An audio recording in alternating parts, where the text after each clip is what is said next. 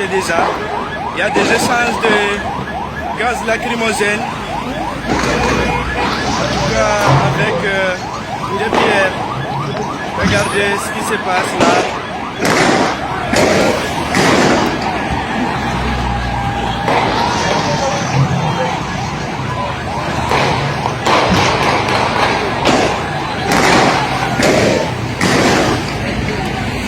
Assalamu alaikum. Hare mi huri kem fokla landi stay do jam. Allah to hare do jam. Hanke mi yaltinani ndo be on tirre jamaaw. Te fa ben rewbe, te fa ben worbe, mo be hendi o mo be hendi. Hare kambe on ko mawbe ma ben jekkito te mato. Umdo ko kiki do no wadde do. Yettugol pick up jeden nata nini ko na kare ko jamaaw renti o ko renti garde sukabe modon be nani. Garde bibe modon men. Waton akkitube de son akkitibe do be yehido école. Be nangay be ton haysi ko haaju mabbe be jokki be ya be nangay be ton parce que no wodi kadi ben élève be wombe wadde 10e ma wombe wadde 6e ma wombe wadde bac be yaay be kontina lawol mabbe me be alada do de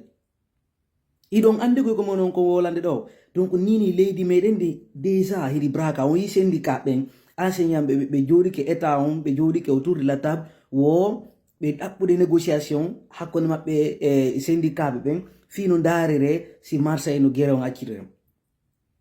parce que be suti pression wondon e hore mabbe ko go be ala jawdi be landike mbudi be ala hebude mbudi hibe jogiti buddi fo uyer ko be mari ko hibe jogiti dun non fino election on nani ko be on ko halda election a autorisa ka natrugol téléphone ma do sakotira ko kambe wadata si vote wadama fop yalta e nder ton ko kambe calculata vote ko kambe yaltina yuta resultat di mi yeti ke on be programme na di resultat di onon non sikko ko sama kala Mamadi Doumbouya itata mo do on famali jodo de do sikkon ko sama kala son sikki do on accide he waw on famali Doumbouya mo no hidi do o mo no hidi do goddo mo respecta parole makko ko non habbi o respecta do goddum ne jama ko non habbi dum watta ne ila mo e mo ya idon zude do hore bendi labi parce que don sutende do neddo mo hanaka sutenede ido sutende do Mamadi Doumbouya neddo mo fewa neddo munda en fop meden sikkuno Mamadi ko neddo fewdo en fo on sikkuno Mamadi Doumbouya ko neddo kelludo jaka ko Mamadi jaka ko zerojo ene nini fewno ka fewdo en do hidon suti bone on ka leydi mede hidon suti tampere ko jama on ko feini do suti l'injustice on do yaade on e hore jama on wiwnoɓe no justice wona e busolo hande justice woni jullere mabbe ndi be jodi hore mayre be huude kala ko be fala ene onon on sikko dum ko sama kala ni donc wattane hila moƴƴa fewno ka fewndiden do ko wallahi kala ukkido do erero labata aduna ko parce que ko feƴƴino ko wawi jannude jamma o fewno ka fewndide kala tewido do ukki do e o système do fi sutenugol Doumbouya o labata aduna e lakara o labata aduna e lakara donc wattane hila moƴƴa on fami ka fewno ka fewndiden do ni be jettile ndi notas be braki en pays riche Mamadi Doumbouya e yaadi be makko ben fo e jawlele be bonude do on nani joni ay jawle de lanniri be joni ko bonnete kon joni be dabbude nyamande de nyamando ka on nani joni be halde sensibilisation wo jen be fino be famira ko be fami kon kambe dare be eske be fetale taw ko menda ko honnon ko hore be quoi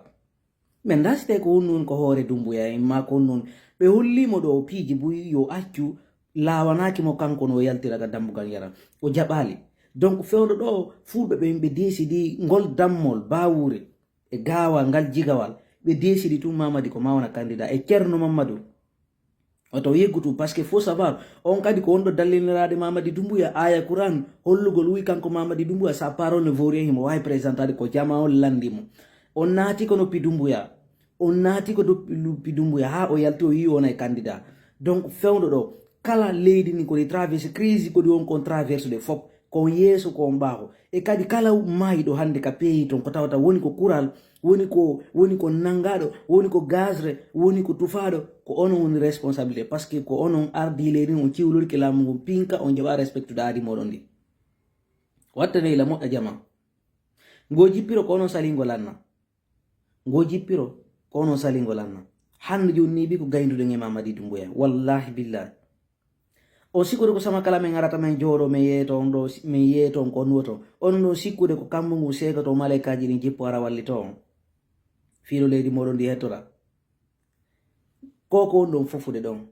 konko on non ɗen goroje ɗe on non juɗde ɗon ko onon ƴakkata ɗe si allahu lam no jaɓi ɓay non mo anda bone goro juuɗe e ƴakka juuɗe e ƴakko on nisanay koko ono sutende Mamadi Doumbouya hande sukaɓe fu mo wonda wo mo yiɗa wo hande kono weltoɗade mi sutenay Mamadi Doumbouya par ce que mo mari projet joni Mamadi Doumbouya mari dictateur yo Mamadi projet joni Mamadi Doumbouya mari mi mantorike ɗo mi sonnama iPhone mi sonnama téléphone mi sonnama auto est ce que on fetali taw ɗi jawdi ndi wonnon bode est ce que on fe iɗon andi taw ko nonno rewde muɗum est ce que ka jiifaji Mamadi Doumbouya ɗon yaltude kaka poste ji makko on yaltude ko jawle leggine ɗe bien être population no ƴettude ɗon kafon tun onon ɗo innon ko in faminon